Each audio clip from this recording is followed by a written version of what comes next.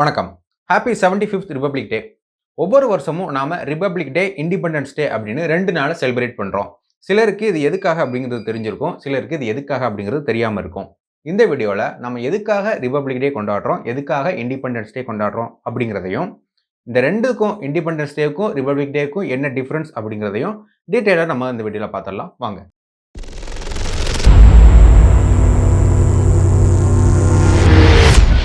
ஒவ்வொரு வருஷமும் ஆகஸ்ட் 15ஆம் தேதி நாம சுதந்திர தினம் கொண்டாடுறோம். இது எதுக்காக அப்படிங்கிறது நம்ம எல்லாருக்குமே தெரியும். பிரிட்டிஷ் நம்மள பல வருஷமா ஆட்சி செஞ்சாங்க. நம்மள கொடுமைப்படுத்துனாங்க. பல போராட்டங்களுக்கு அப்புறமா, பல உயிர் தியாகங்களுக்கு அப்புறமா ஆகஸ்ட் 15 1947ல பிரிட்டிஷ்ட்ட இருந்து நாம சுதந்திரம் வாங்கிட்டோம். அத செலிப்ரேட் பண்ற விதமா தான் ஒவ்வொரு வருஷமும் நாம ஆகஸ்ட் 15ஆம் தேதி சுதந்திர தினம் கொண்டாடுறோம். ஆகஸ்ட் 15 1947ல பிரிட்டிஷ்ட்ட இருந்து நாம சுதந்திரம் வாங்கிட்டோம். அதனால நாம ஒவ்வொரு வருஷமும் ஆகஸ்ட் 15ஆம் தேதி சுதந்திர தினம் கொண்டாடுறோம். எதுக்காக ரிபப்ளிக் டே, குடியரசு தினம் கொண்டாடுறோம் அப்படின்னு ஒரு கேள்வி இருக்கும். இது எதுக்காக அப்படின்னு பார்த்தீங்கன்னா, நம்ம இந்தியா அப்படிங்கிறது ஒரு குடியரசு நாடு. ரிபப்ளிக் ஆஃப் இந்தியா அப்படின்னு நம்ம இந்தியாவ சொல்லுவோம். குடியரசு என்ன அப்படின்னு கேட்டீங்கன்னா, நம்ம மக்கள முன்னிலைப்படுத்தி பேசுறது தான் குடியரசு அப்படிங்கிறது. மக்களுக்கு எல்லா உரிமையும் கொடுத்து, மக்கள முன்னிலைப்படுத்துறது தான் குடியரசு அப்படிங்கிறது. அதாவது ரிபப்ளிக் அப்படிங்கிறது. 1947ல நாம பிரிட்டிஷ்ட்ட இருந்து சுதந்திரம் வாங்கிட்டோம். அதுக்கடுத்து நம்ம நாட்டுக்கு தேவையான சட்டங்கள நாம தான் ரெடி பண்ணணும். இந்த ரெடி பண்றதுக்கான டைம் பார்த்தீங்கன்னா, 2 வருஷம் ஆச்சு. இத்தன வருஷங்கள் எல்லாரும் 284 மெம்பர்ஸ் இதுல இருந்திருக்காங்க. இதுல வொர்க் பண்ணி சட்டத்த ரெடி பண்ணாங்க. ரெடி பண்ணி நவம்பர் 26, 1949ல இது அடாப்ட் பண்ணப்படுது. ஜனவரி 26, 1915ல இந்தியாவுல இது அமலுக்கு வருது.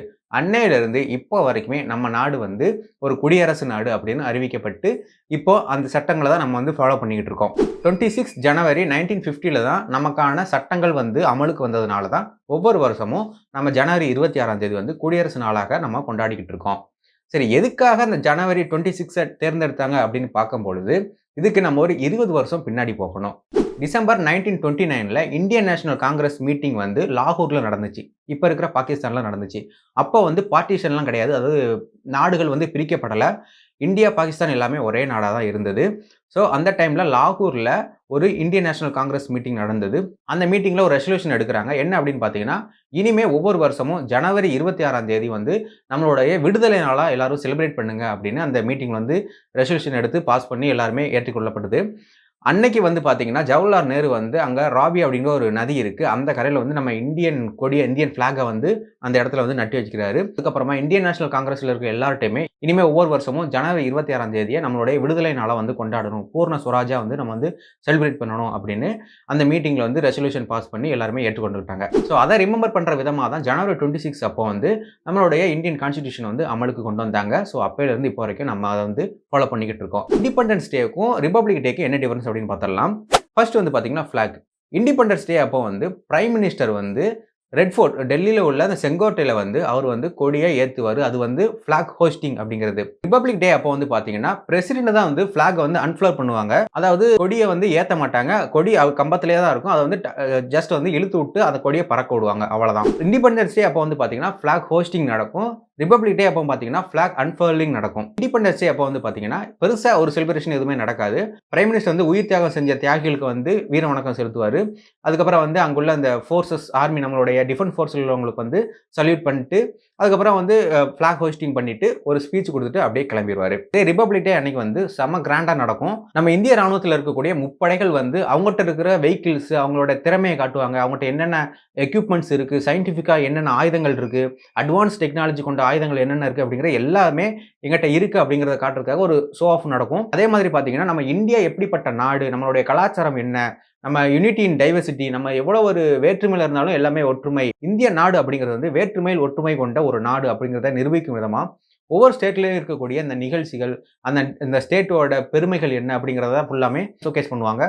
இண்டிபெண்டன்ஸ் டே செங்கோட்டையில நடக்கும், ரெட் ஃபோர்ட்ல நடக்கும். ரிபப்ளிக் டே ராஜ்பாத் அப்படிங்கிற ஒரு இடத்துல நடக்கும், ராஜபாதை. நம்ம ராஷ்டிரபதி பவன், ஜனாதிபதி மாளிகைக்கு பக்கத்துல தான் அந்த இடம் இருக்கு. அங்கதான் நடக்கும். இண்டிபெண்டன்ஸ் டே அப்போ டெல்லியில பிரைம் மினிஸ்டர் ஃபிளாக் ஹோஸ்ட் பண்ணுவாரு. ரிபப்ளிக் டே அப்போ பிரசிடென்ட் ஃபிளாக் அன்ஃபர்லிங் பண்ணுவாங்க. இதே ஸ்டேட்ல என்ன நடக்கும் அப்படின்னு பாத்தீங்கன்னா, இண்டிபெண்டன்ஸ் டே அப்போ அந்த ஸ்டேட்டோட சீஃப் மினிஸ்டர் ஃபிளாக் ஹோஸ்ட் பண்ணுவாரு. ரிபப்ளிக் டே அப்போ பாத்தீங்கன்னா அந்த ஸ்டேட்டோட ஆளுநர், கவர்னர் ஃபிளாக் அன்ஃபர்லிங் பண்ணுவாரு. ஏன் கவர்னர் பண்றாரு அப்படின்னு பாத்தீங்கன்னா, பிரசிடென்டோடைய ரெப்ரசன்ட் தான் கவர்னர். ஸோ கவர்னர் வந்து ஃபிளாக் அன்ஃபோல்ட் பண்ணுவாரு. 1973 வரைக்கும் ஒரு ஸ்டேட்ல கவர்னர் தான் ஃபிளாக் ஹோஸ்ட் பண்ணுவாரு, ஃபிளாக் அன்ஃபோல்டும் பண்ணுவாரு. அதாவது குடியரசு தினத்துக்கும் சுதந்திர தினத்துக்கும் கவர்னர் தான் கொடி ஏத்துவாரு, கொடி அவிழ்ப்பாரு. பட் 1973ல அப்போதைய தமிழ்நாடு சீஃப் மினிஸ்டர் கலைஞர் கருணாநிதி வந்து டெல்லியில எப்படி பிரைம் மினிஸ்டர் கொடி ஏத்துறாரோ அதே மாதிரி ஒவ்வொரு ஸ்டேட்டுக்கும் அந்தந்த முதலமைச்சர்கள் வந்து கொடி ஏத்தணும் அப்படிங்கிறத அப்பீல் பண்றாரு. அப்போ பிரைம் மினிஸ்டர் இருந்தவங்க வந்து இந்திரா காந்தி அம்மையார்.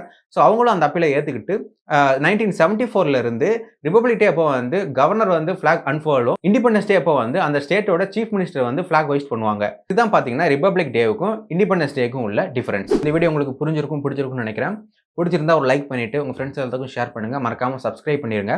See you next video. Stay happy. Bye.